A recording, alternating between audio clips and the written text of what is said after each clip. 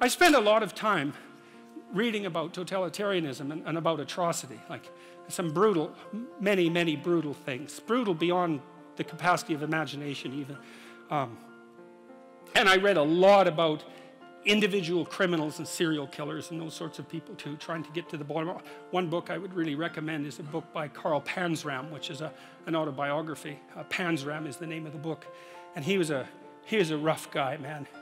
What were his dying words to his executioner, to his hangman? He said, "Hurry up, you Hoosier bastard. I could kill 10 men in the time that it takes you to hang me." That was his dying words, you know. He said, "I wish the human race had one neck so that I could put my hands around it and squeeze."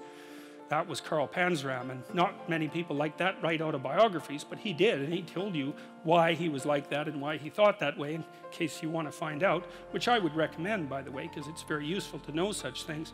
But I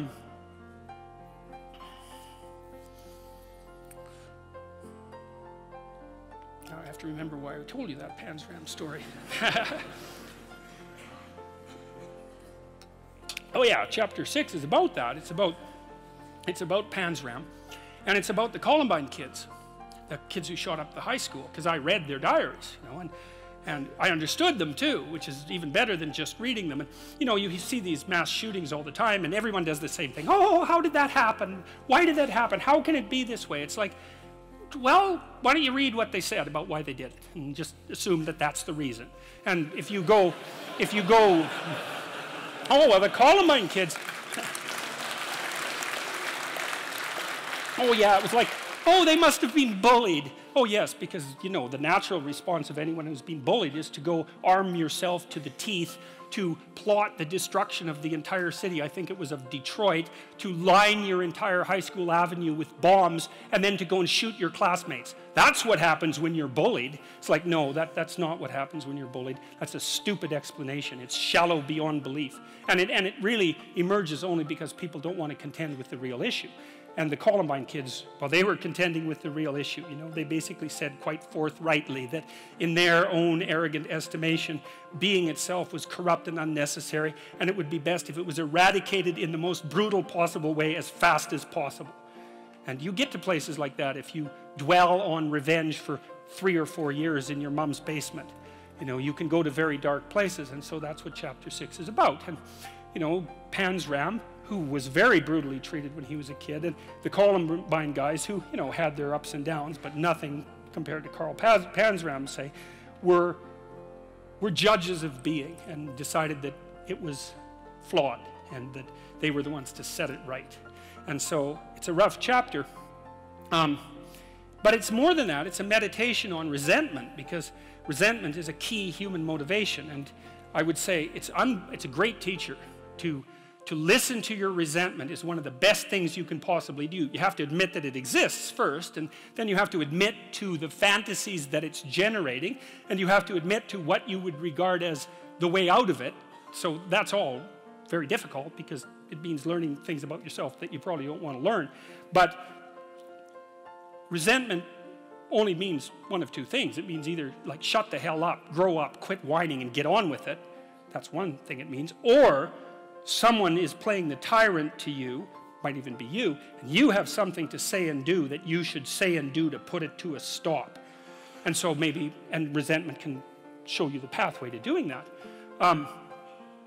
It's a meditation on resentment, and one of the principles that I extracted from that is, like, a resentful person wants other people to change. And if you're resentful, then your motivations aren't trustworthy. In fact, they're very, very dark. And that's why I went to the extreme with people like Panzram and the Columbine killers. Resentful people who want to change the world are not to be trusted.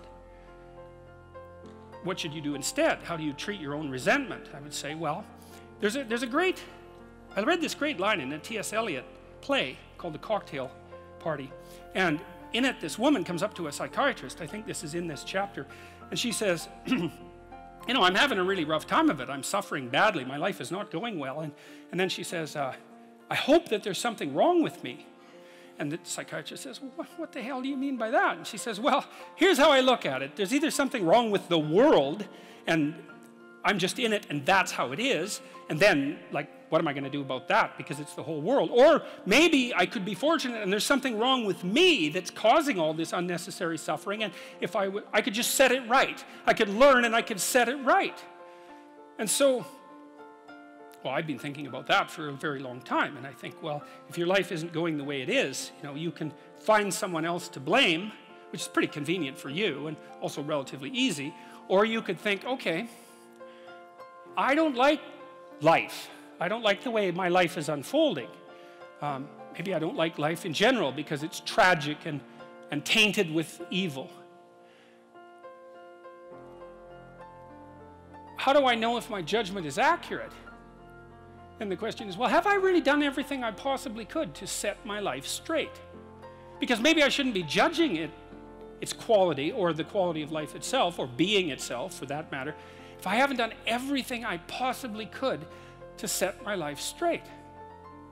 Well, so there's a task. Solzhenitsyn, who I'm a great admirer of Solzhenitsyn, his book, The Gulag Archipelago, was one of the things that brought down the Soviet Union.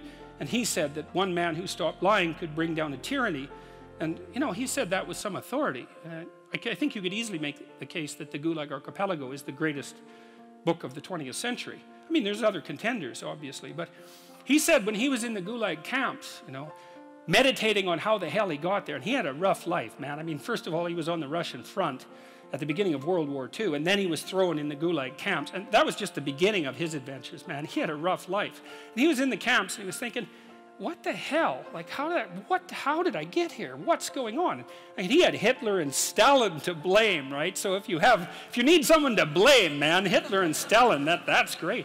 But that isn't what he did. He said he meditated for a while once he realized that he might have something to do with, in some strange way, with the way things turned out for him. And he said he went over his life with a fine-tooth comb in his memory. He thought, okay, where did I go wrong? But by my own judgment, when there was a path in front of me, when did I take the path that I knew I shouldn't take? Because you all know that, right? You know, sometimes you don't know if what you're doing is good or if it's bad.